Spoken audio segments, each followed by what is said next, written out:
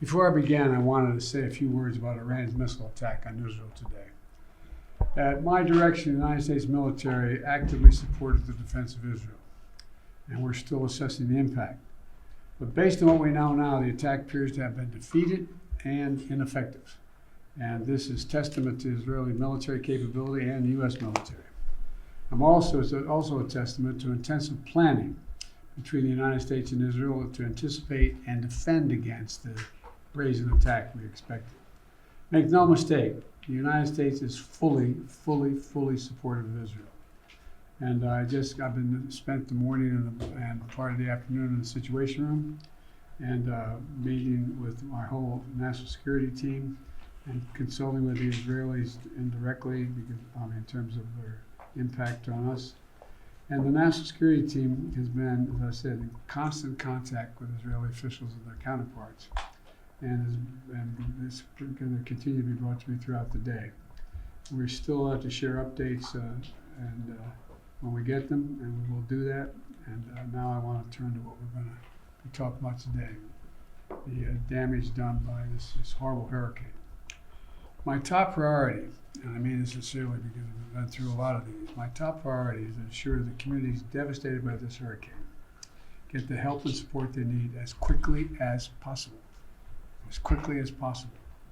As we watch the storm from the Gulf region form, I also directed FEMA to redeploy a substantial number of assets and resources to ensure we're ready to deal with what we expected and to support all the folks in need.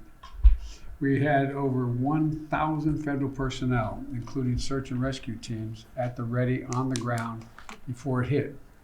Maxwell Air Force Base in Alabama became the staging ground for responders throughout the entire region.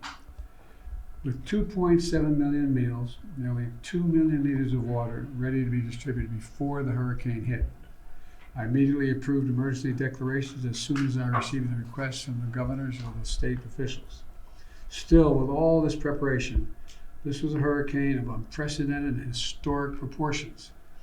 Over the past several days, I've been in regular contact with the governors, the mayors, the county officials, in all affected areas. That includes Florida, North Carolina, South Carolina, Georgia, Tennessee, Alabama, and Virginia. Now, in the storm's wake, I've directed my team, including the leadership of key departments and agencies all across the government, to send every available resource that we have at our disposal to the affected region. And that's why we're here today with the cabinet and those acting in cabinet, because some are deployed already. The Department of Defense, Agriculture, HHS, Transportation, Energy, Homeland Security, EPA, Commerce, Small Business Association, and the U.S. Army with the Corps of Engineers. We need to be all working together, and that's what we're going to talk about, that continued coordination we have going. I've been in frequent contact with the governors and other leaders in the impacted areas, and we have to jumpstart this recovery process. People are scared to death. People wonder whether they're going to make it. We still haven't heard from a whole lot of people. This is urgent. People have to know how to get the information they need. So we'll be there until this work is done.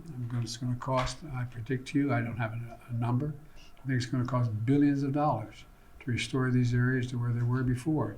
Until the work is done, we're going to stay. As I said, Congress needs to make sure that states have every available resource. And we have an obligation. This is a storm of historic proportion. Nothing like this has happened in the region since the turn of the 20th century. I think the last was 1914, 1916, in that range. So that's what we're here to discuss, the detail of how we get all that's needed, and it's going to take a long time. It's going to take a long haul to restore these communities. And I'm going to be heading down anyway. I'll be in the region on Wednesday, and we've had people down there already. It's just going to be real. This is really consequential. Homes come home, they're just washed away. Entire roads washed up, cliffs. I mean, it's just devastating. And so it's going to take a lot of work, a lot of coordination. And if this were the middle of the term, I'd be asking Congress to prepare. They haven't given me the money we need now for this materials that we need for dealing with these devastating storms. It's going to cost them. That's okay. It's probably, is that the speaker calling me? I said, he's in, right? Anyway, so we're gonna now have our cabinet meeting, and thank you all for being here. Mr. President,